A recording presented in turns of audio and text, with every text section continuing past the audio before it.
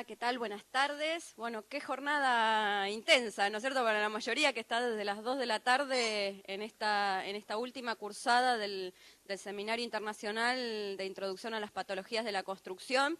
La verdad es un placer.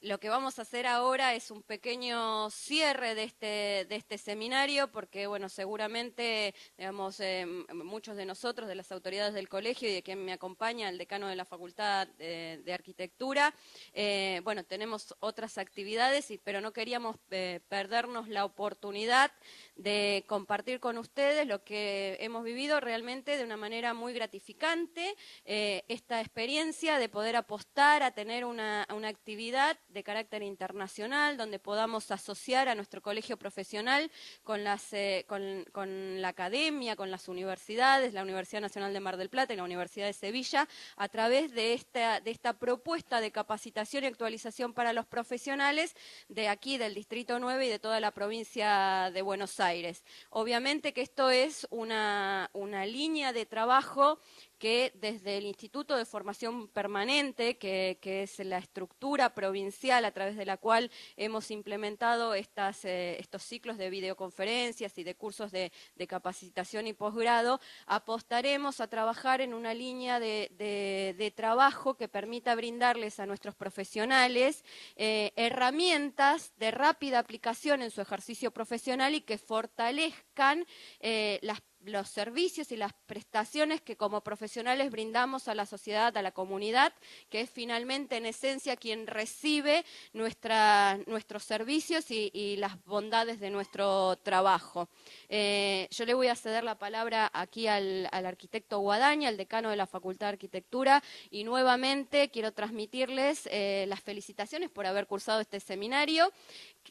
A noticiarles que al finalizar esta jornada van a tener a disposición los certificados emitidos por la Facultad de Arquitectura, la Universidad de Sevilla y este colegio profesional, donde certifican que han asistido al seminario.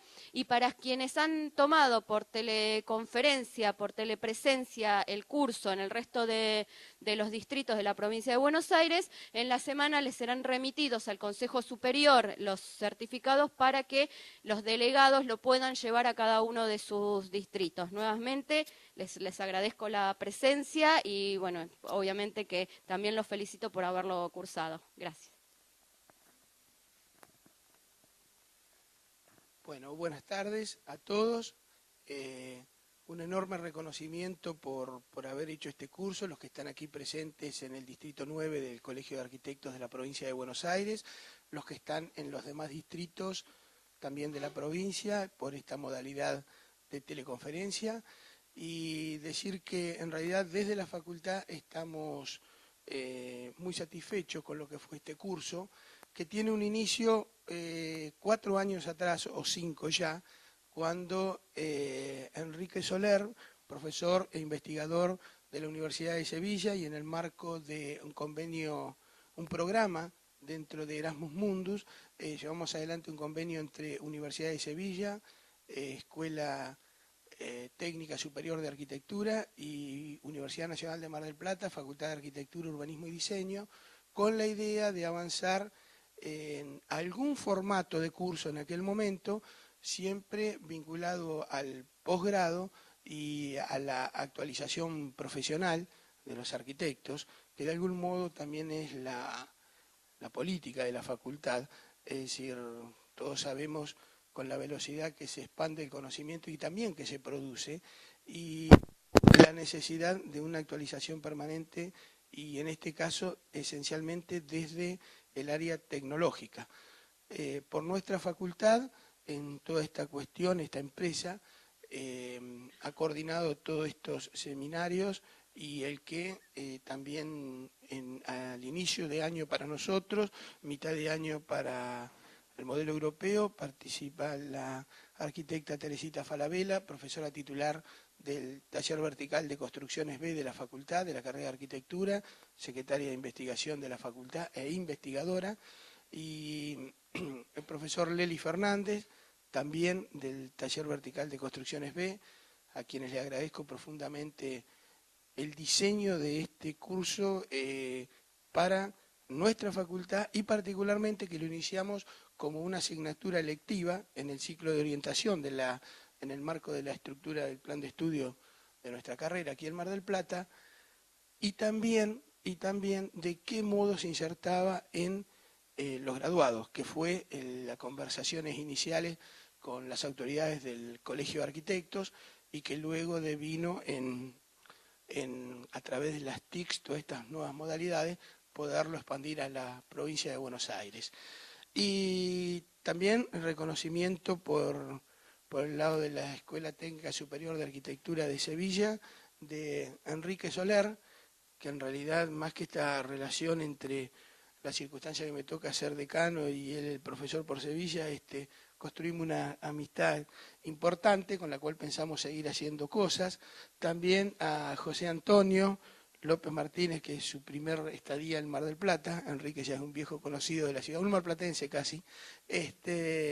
Y verdaderamente con ellos también vaya el reconocimiento de la facultad, porque el formato que ellos tenían también adecuarlo a las necesidades, insisto, del plan de estudio de la carrera de arquitectura, a los ciclos, a la estructura de ciclo y sobre todo el ciclo de orientación de la carrera, y también esta modalidad que es sumamente interesante y prioritaria para la facultad, que es la relación con los graduados, con los profesionales, desde una perspectiva, una mirada de la facultad profesionalista.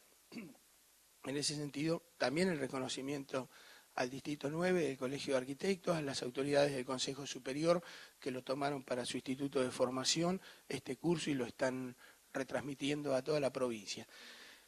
Y la idea de futuridad que dejamos, el mensaje que dejamos es que estamos trabajando, antes que partan nuevamente para España los profesores, en una idea, un germen que pretendemos para 2013 en esta modalidad y vincular a los estudiantes avanzados de ciclo de orientación y también a los graduados, a ustedes, a los profesionales, en este formato de curso o alguno diferencial, seguramente de mayor carga horaria, si fuera posible por nuestra parte y por parte de los profesores, siempre vinculado a esta cuestión de las técnicas de reparación de edificios, que de alguna manera es buena parte de la vida cotidiana profesional, que nos pasa a todos, me pasa también a mí en mi estudio, digo, esta es como la cuestión diaria, aparte del proyecto, aparte de la otra cuestión,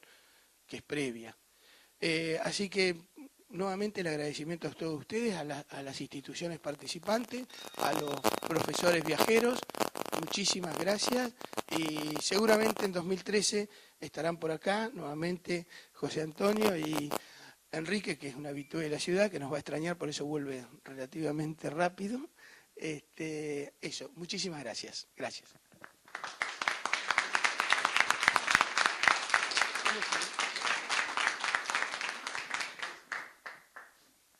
Bueno, el presidente, porque se va a España también, se va a tomar unos días que merecidos se los tiene, les va a hacer una salutación. No nos vamos a perder la oportunidad de escucharlo. Bueno, voy a ser más corto, digamos, de alguna manera. Agradecerles ya la presencia a todos ustedes que han participado de este curso y a los señores profesores que realmente han brindado una cátedra majestuosa. Así que desde ya muchísimas gracias. Desde el colegio pensar en seguir trabajando juntos. Agradecer también a la universidad, a todos los que han participado justamente de este curso. Así que desde ya muchas gracias, bueno, y esperamos seguir en contacto y poder seguir trabajando juntos.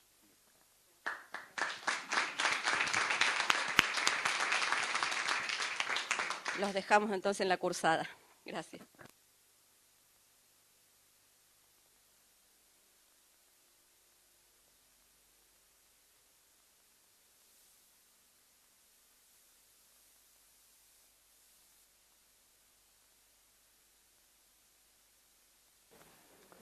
Bueno,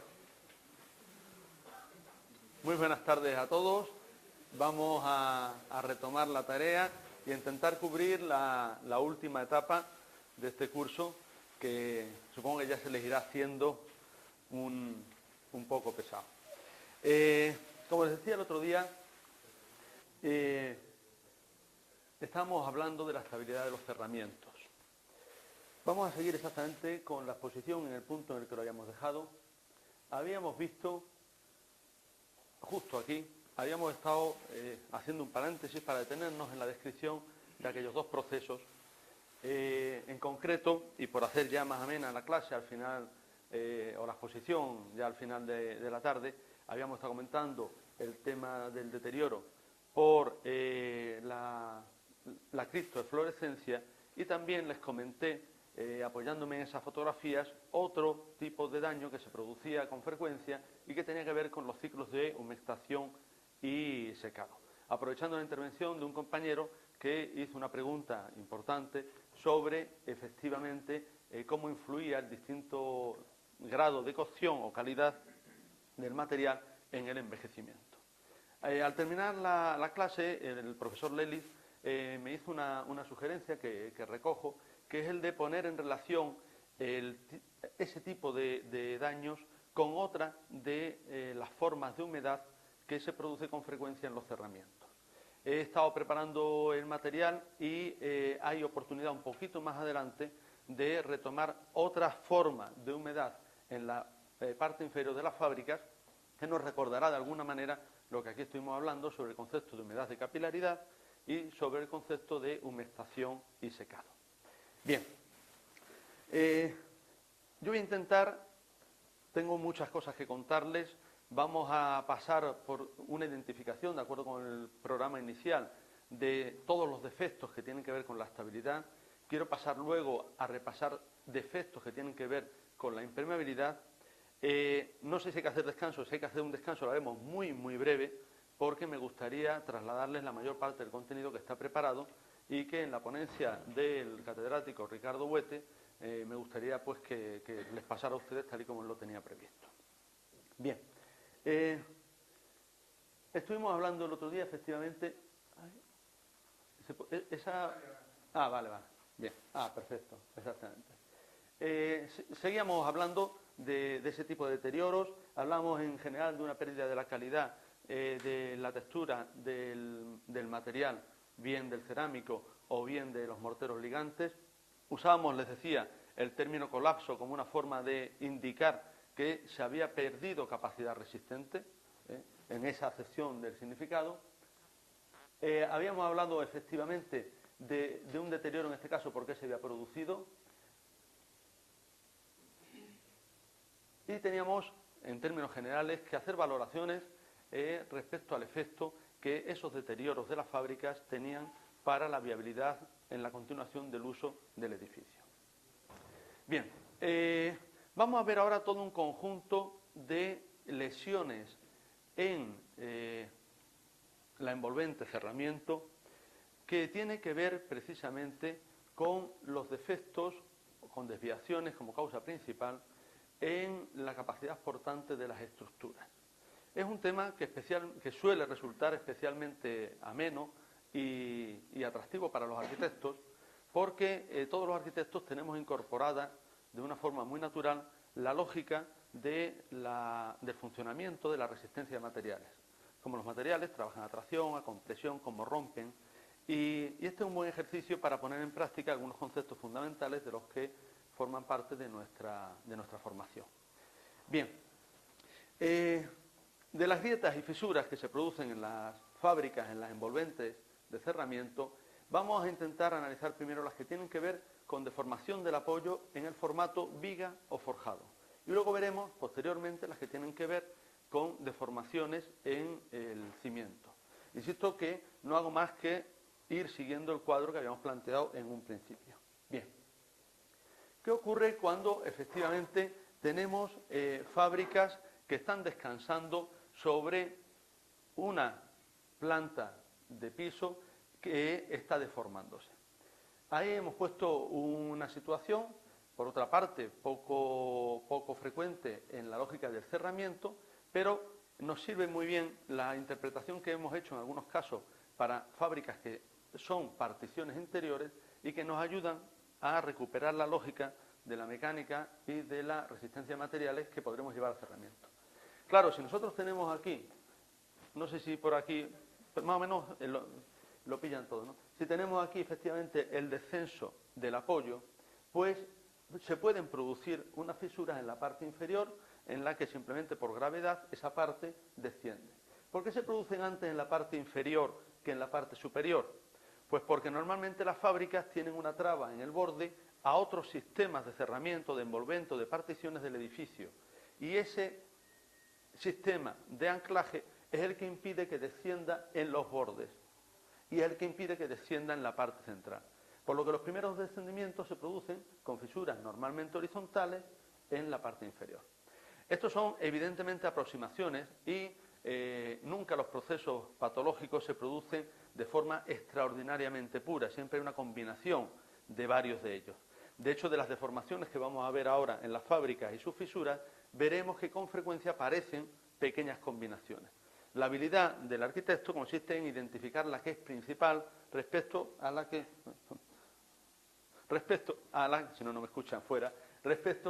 es secundaria. ¿De acuerdo? Bien. Evidentemente, en la fisura que vemos allí, en todos los huecos se produce un cambio en la lógica del funcionamiento de la fábrica y con frecuencia una desviación del tipo de lesión o del tipo de fisura. Esa lesión que nosotros hemos dibujado aquí horizontal probablemente tuviese otros trazados en este mismo caso. Es decir, la rotura horizontal no se va a producir necesariamente con esa pulcritud. Al ser un punto en el que cambia la lógica estructural de la pared, es normal también que cambie la lógica en la que se producen las roturas, fisuraciones o grietas. Bien, aquí tenemos una situación que es probablemente más frecuente y cuya interpretación también resulta más amable y más fácil. Consiste en la rotura que se produce en las fábricas en el momento en el que la estructura portante, viga o vigueta, aquí hemos preferido poner dibujos en los que se descansa sobre viguetas porque son más fáciles de interpretar, lo hacen de forma perpendicular a la fábrica. Claro, si nosotros efectivamente aquí tenemos el descenso del soporte, estamos dejando todo el peso de esta fábrica al aire. ¿Por qué se produce esta rotura? Pues se produce en esos términos simplemente por acumulación de pesos, por una elemental cuestión en la resistencia de materiales que, aunque son heterogéneos, porque las fábricas son combinaciones de elementos de alta resistencia y rigidez, los ladrillos, con elementos de ligante, que son los morteros, aunque son elementos y una composición relativamente heterogénea, en términos generales tiene una razonable continuidad.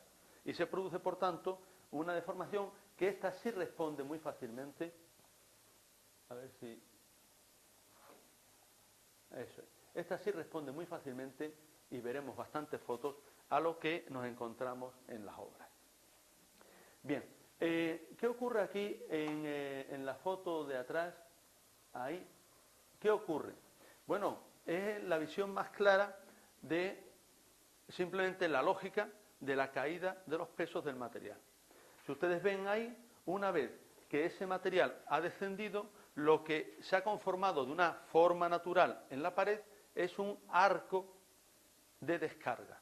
Es decir, se ha quedado la geometría que resultaría estable por sí misma, aquella que no necesitaría el apoyo central, un arco de descarga. Todo lo que está por debajo de esa fisura es una masa que está pesando y que en la medida en la que su apoyo desciende, desciende, y el resto es una masa que tiene suficiente resistencia mecánica para transmitir los pesos al sistema de bordes en el que se ancla. Bien. Son ejemplos, efectivamente, de ejemplos reales en los que lo que se ha producido, ven ahí, es un descenso del pavimento. Este es un tipo de lesiones muy frecuentes. ¿En qué tipo de edificios? ¿Es normal que se produzcan estas lesiones en edificios con 20, 25 años, que aparezcan por primera vez en edificios con plantas de piso como las que ocurren aquí, de losa de hormigón? No es frecuente. No es frecuente, ¿por qué? Pues porque ustedes ya han visto en todo el tratamiento que hemos hecho del hormigón, que el hormigón, aun afectado gravemente respecto a su estabilidad y respecto a su resistencia, no acusa a través de un sistema de flechas o de deformaciones el la pérdida de la resistencia. Difícilmente. Son situaciones límites. El otro día el profesor Lelis nos ponía un ejemplo. ¿Recuerdan cuando estaba reforzando aquel pilar que de forma tan grave había perdido resistencia? Bueno, pues él hacía referencia a que se había registrado un descenso de un par de centímetros que habían provocado ese tipo de lesiones. Y creo que nos hizo una referencia a que efectivamente se habían producido esas fisuras, llamamos todos en términos parabólicos, en torno al pilar que había descendido. Luego nosotros veremos dibujos. ¿Qué ocurre? Que hizo falta algo tan grave como lo que estuvimos viendo para que se produjese esa lesión. Y desde luego asociada a soportes. Muy difícilmente, si no se mueven los soportes, haya un descenso del sistema de forjados. Por tanto, estos dos ejemplos que hemos visto antes o el que les estoy enseñando ahora, es poco probable que se produzcan edificios de esas características. ¿Dónde sí se les va a producir? Pues se les va a producir cuando dentro de unos años, dentro de unos años no, ya al terminar las obras que están ustedes empezando a construir aquí en Mar del Plata de losa maciza con casetones recuperables y con vigas sin descuelgue. En el momento en el que de la construcción de las plantas de piso quitamos el descuelgue de las vigas, que son el elemento que da inercia mecánica, estamos convirtiendo toda la planta de piso en un elemento más flexible. En el momento en el que se apure en el cálculo luces demasiado altas para los cantos del conjunto estructural, corremos el riesgo de que haya una cierta flexión que, sin comprometer la estabilidad de la estructura, sin comprometerla, es decir, siendo perfectamente compatible con el uso de la estructura, van a generar ese tipo de deformaciones a las que las fábricas no van a acompañar y se van a producir esas fisuras. Ahí sí van a tener ustedes con frecuencia fisuras de las que les he dibujado en la primera de esas de la planta baja. Ahí se van a producir con frecuencia. Y se van a producir en dos formatos. En ese formato, cuando hay un descenso continuo, y en un formato que es más normal, que consiste en que si el descenso no se produce de forma continua, sino que aquí hay un elemento de rigidez, aquí hay otro, y hay un descenso exagerando la deformada, así, vamos a tener aquí pequeñas fisuras que van a ir abriendo desde el centro de la pared en ángulos y que tienen la misma lógica que estas. Lo que pasa, ¿por qué pierdo yo el ratón con tanta facilidad? Ahí. Lo que pasa es que en vez de producirse en todo el conjunto de la pared, se van a ir produciendo de forma incipiente solo en sus inicios en la parte inferior. Si quieren que me detengan en algo, me lo dicen y les hago un dibujo. O sea, no tiene sentido que yo esté hablando y que por defecto en la comunicación no se entienda. ¿Vale? Perdón, me hago una pregunta. En el caso de una pared que está sentada sobre cimientos en una vivienda, Sí. yo tengo una rotura, exactamente en ese caso, Sí. de la pared con una puerta y a 30 centímetros, Sí. a lo largo de toda la pared, se produjo esa... Le voy a enseñar un poquito más adelante. Vamos a tratar el tema de cimientos y probablemente aparezca una lesión idéntica a la que usted está haciendo referencia. Sí. Si le he entendido bien, Sí, en unos minutos volvemos a tratar ese tema. Entendida la duda. ¿Alguna otra cuestión que no haya quedado claro? Insisto. Bien, pues seguimos entonces hablando de que este tipo de deformaciones probablemente no se dé en los edificios que ustedes van a registrar, pero, desde luego, si hablamos de estructura de hormigón, sí se van a dar en edificios que ustedes registren con estructuras de madera, eso sí va a ocurrir, y se puede dar en edificios que ustedes registren, que yo sé que aquí no es muy normal, con estructuras metálicas. Aquí hay poca construcción metálica, pues bueno. Bien. En efecto, en las estructuras de hormigón, las situaciones que con más frecuencia se da, cuando estamos hablando de edificios construidos hace 10, 15, 20, 30 años, son situaciones de asiento diferencial de algún soporte o algún pórtico. Son las más frecuentes. En esas es en las que vamos a empezar a trabajar ahora, y aquí tenemos un ejemplo de ellas. Claro, yo quiero hacerles referencia a un sencillo principio en el funcionamiento de la mecánica de los paramentos sin resistencia a flexión o de los paramentos rígidos. Cuando yo tengo un elemento que está absolutamente contenido, que no tiene una función estructural y que es rígido, es una fábrica pesada, tenemos que tener en cuenta que en el punto en el que se produce la tracción es en el que se produce la fisura, en primera instancia. ¿Hay fisuras por compresión? Claro, y las vamos a ver. Pero la que resulta más visible cuando estamos hablando de fisuras abiertas son las que se producen en sentido perpendicular a la tracción. De modo que si aquí deformamos, exagerando, y convertimos esto en un rombo, por ejemplo, porque este pilar cedió, está claro que esta diagonal se alargó y que esta se comprimió. ¿Dónde va a aparecer la primera fisura? En este sentido, porque la fuerza de tracción ha obligado, evidentemente, exagerando la fisura, a que se produzca algo así. Con esa lógica es con la que, en primera instancia, nos vamos a acercar a interpretar las fisuras abiertas, luego hablaremos de fisuras comprimidas, de fisuras cerradas, en las fábricas rígidas de los edificios. Aquí, según esa misma lógica, tendríamos que hablar, por tanto, de un descenso de este punto, de este soporte, que justifica que esto sea una grieta abierta. En principio. Luego veremos que a veces ocurren cosas contrarias. A veces, en vez de descender algo, ha subido el resto del edificio. Depende del tipo de suelo. Yo no sé si aquí, quizá aquí en la zona, desde luego, de Mar del Plata, creo que no hay suelos expansivos, que a lo mejor las hay en otras zonas, pero saben lo que son los suelos expansivos y, por tanto, en principio, sabemos que se ha producido la deformación. Luego veremos dónde está la causa. Y hasta que no terminamos de ver el edificio, no tenemos una información suficiente. Bien. No me quiero extender, aunque formaba parte de la exposición, porque sé que ustedes tienen poco parque construido con pisos de madera y, efectivamente, aquí tendríamos el ejemplo de descenso en la estabilidad de la madera, fundamentalmente por agotamiento mecánico de las escuadrillas o por pudrición. ¿Qué ocurre? Que estos sí tienen ustedes construcción de este tipo. ¿Qué ocurre cuando nosotros tenemos plantas de piso resueltas con vigas metálicas? He visto algunas, el otro día estuvimos en un sitio donde había una, vigas metálicas y el sistema que nosotros allí llamamos de bovedilla. ¿Cómo se llama aquí? Pues de bovedilla trabada con ladrillos tomados. ¿Con qué pasta se toma aquí esa bovedilla? Con yeso, ¿verdad? A la cal, bien.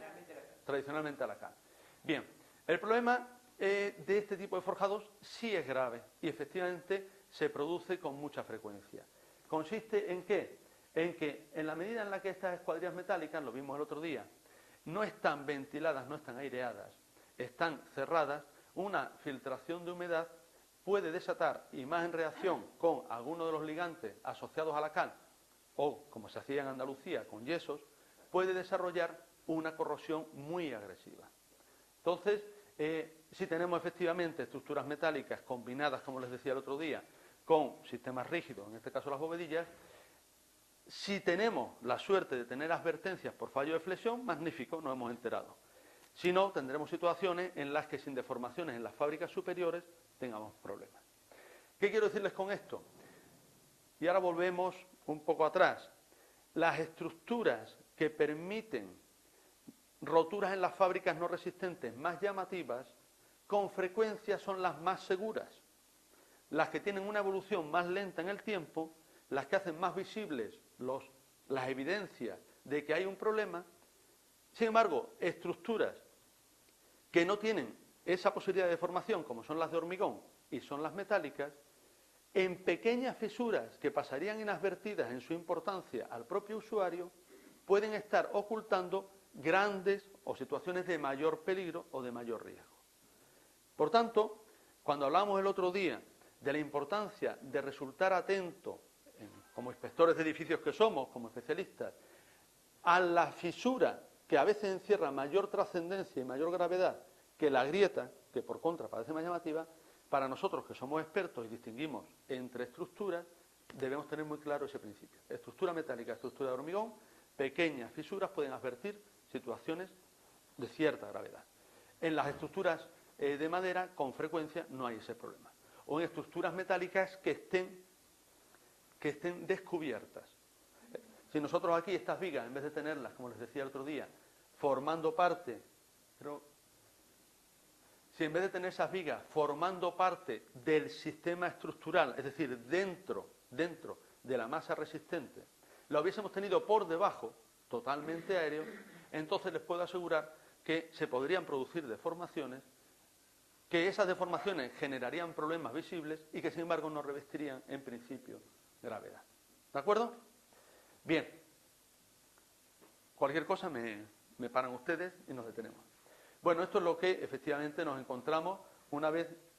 Esta foto de luego es extraordinariamente elocuente de las situaciones que se producen.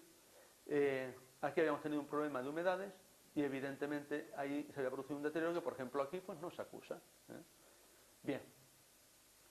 Bueno, esto es una referencia sistemática a las estructuras de hormigón, pero con lo que se ha contado ya, creo que está más que explicado que efectivamente puede ser un problema en la estructura de hormigón. Sí me interesa hacer una referencia concreta a una patología que tampoco estoy informado de si se ha dado aquí, que es el tema de la aluminosis.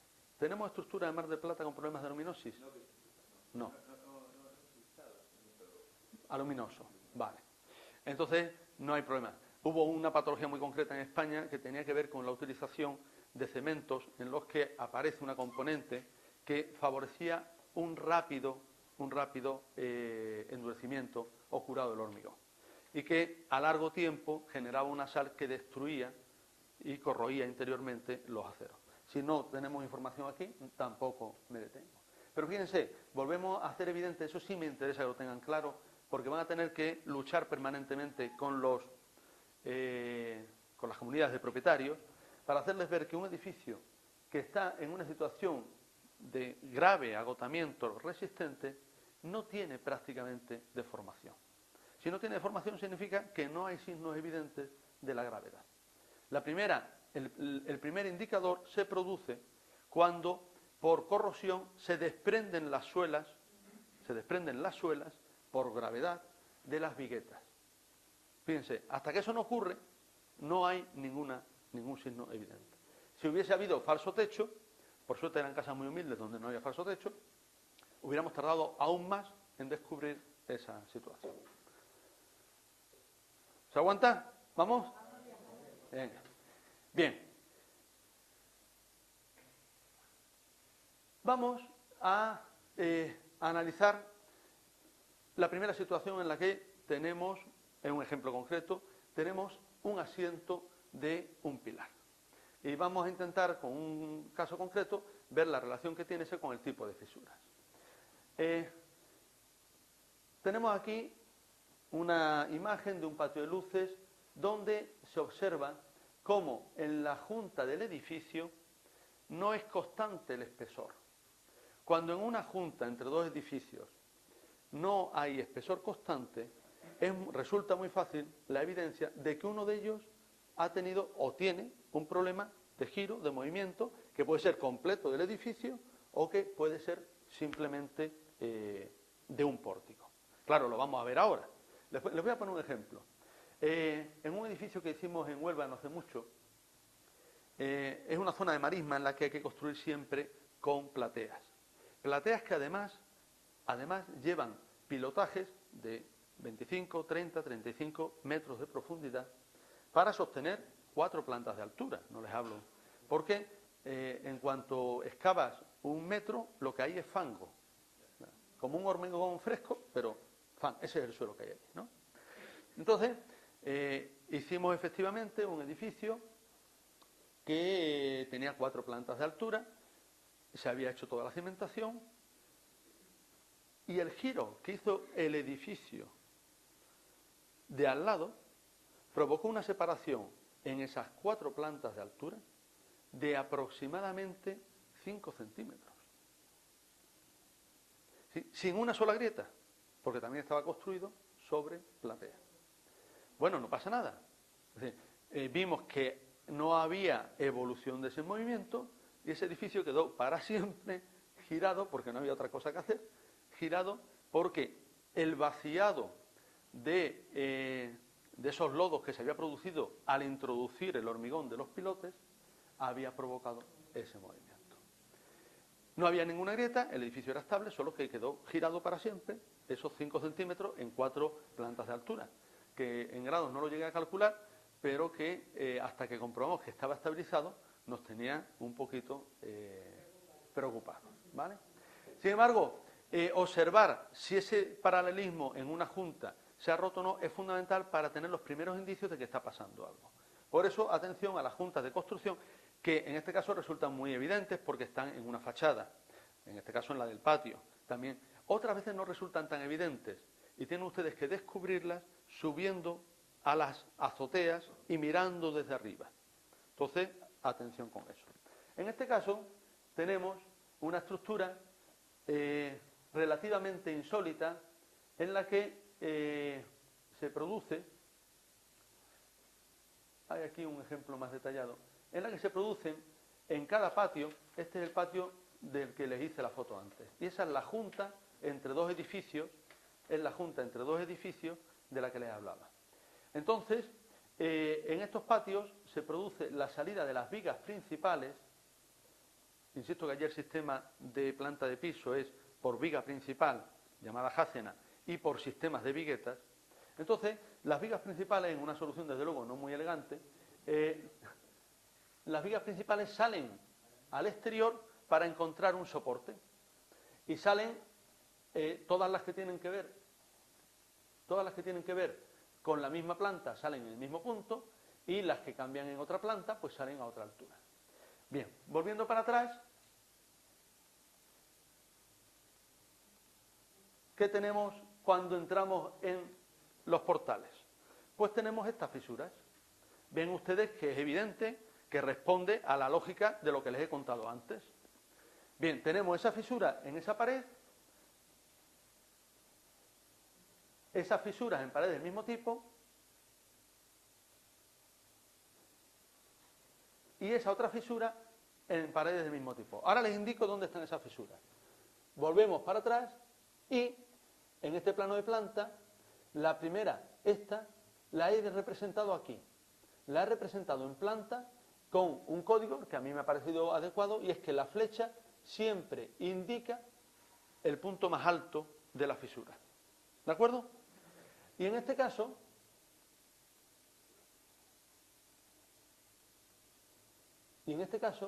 vuelvo a recoger esa otra más pequeñita que hemos visto en la otra pared. Claro, se dan ustedes cuenta de que sobre el plano tenemos mucha más clara la imagen de la deformación que se está produciendo que en una secuencia de fotos. Según eso, ¿dónde podríamos decir que se está produciendo el descenso relativo de la estructura? Pues el descenso relativo de la estructura, a mí ese ratón me desespera, el descenso relativo de la estructura se está produciendo en esa zona. En esa zona se está produciendo el descenso.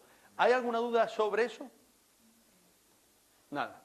Bien, efectivamente, lo que tenemos ahí es el asiento de, volviendo para atrás, de este soporte.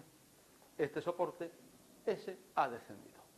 Al descender ese soporte, se produce la lógica de las fisuras que hemos visto antes, y además se produce la lógica también del movimiento de la junta del edificio. Bueno, esto efectivamente en las estructuras porticadas va a ocurrir con frecuencia. En general, en estas estructuras que ustedes han construido durante estos años, en las que las losas con las vigas de rigidización, insisto que es una solución mucho más entera que la que usamos allí, en esas estructuras el movimiento, la forma en la que las plantas de piso acusan la deformación es más lenta de lo que ocurre allí. ¿Por qué? Pues porque allí la viga principal, aunque tiene monolitismo con las viguetas secundarias, tienen una fragilidad mayor, y es que todas las cargas se transmiten fundamentalmente en un sistema de una traba relativamente ligera, comparada con la traba que tienen ustedes al hacer continuo el armado y el hormigón de la losa y de la viga. tienen mejor comportamiento sus estructuras. Yo no tengo experiencia en asientos de estructuras de las que ustedes están construyendo aquí, pero en principio les diría que ese mejor comportamiento lo que hace es retrasar los efectos visibles de estas deformaciones. Es decir, por contra, esa lesión que rápidamente avisó, en este caso, de un asiento que no tuvo mayor gravedad, probablemente en su edificio habría estado casi el pilar sostenido, en vez de sosteniendo, sostenido por la rigidez de los pórticos trabados con las plataformas. Luego, el riesgo de colapso aumenta y el carácter leve o ligero de la fisura, para ustedes, debe ser más importante de lo que es para nosotros. ¿Se entiende lo que estamos comentando? Bien. Bueno, pues hecha esa referencia, en este caso hemos puesto ejemplos de particiones.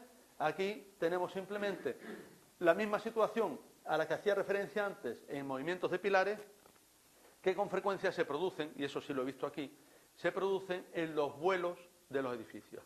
Efectivamente, aquí hay una consolidada práctica en la elaboración de vuelos. Además, como usan ustedes losas, se permiten vuelos en general mucho más generosos de los que la lógica de las viguetas que usamos en España permiten. Y aquí en general los vuelos son más generosos, mucho más generosos de lo que ocurre en la construcción allí en España. Luego, este tipo de lesiones, sin duda que las van a tener con frecuencia. Bien. ¿Qué ocurre cuando hay deformaciones? No me quiero detener mucho. ¿Qué ocurre cuando nosotros tenemos una deformación en la que en vez de fallar el elemento estable que soporta la fábrica que estoy analizando, falla, se deforma, esa es la palabra, se deforma el elemento estructural por encima del elemento que estoy analizando? En el ejemplo anterior había descendido por flecha el soporte y habíamos visto como por gravedad caía parte de la fábrica, ¿verdad que sí? ¿Qué va a ocurrir cuando descienda la parte superior? Vamos a pasarle el micrófono al compañero y así... Ven, usted mismo. Este compañero nos va a decir cómo interpreta él lo que va a ocurrir cuando desciende la fábrica superior. Ayúdenle por ahí, por favor, a pasar el micrófono al compañero. Venga. Cuando desciende, digamos, se va a deformar por compresión, ¿no? Por flecha propia, va a deformar en el centro, sobre todo. Vale. ¿Cómo creen ustedes? No hagan mucho caso al dibujo. Actúen, yo les pido que actúen primero por memoria, por intuición, y luego analizamos el dibujo. ¿Cómo cree usted que van a aparecer las primeras fisuras cuando se ha producido una deformación del elemento que descansa sobre la fábrica? ¿Cómo van a ser las primeras fisuras? ¿Usted cree que son horizontales? ¿Tiene usted alguna idea distinta? Si no, le pasamos el micrófono a su compañera para que los explique. Venga, pues pasamos el micrófono a su compañera para que nos dé el argumento de por qué cree que van a ser horizontales y de qué tipo van a ser. Venga. Bueno, yo tengo la experiencia de haber visto unos tabiques divisorios de departamento donde las vigas descendieron sin problema de estructura, por flecha. Por flecha normal, por envejecimiento de la estructura. Fluencia. Sí. Y a mi entender, por estar calzadas con un material muy rígido, directamente estallaban los tabiques. Era ladrillo hueco y estallaba de un momento al otro a mitad de tabique en forma horizontal por pandeo.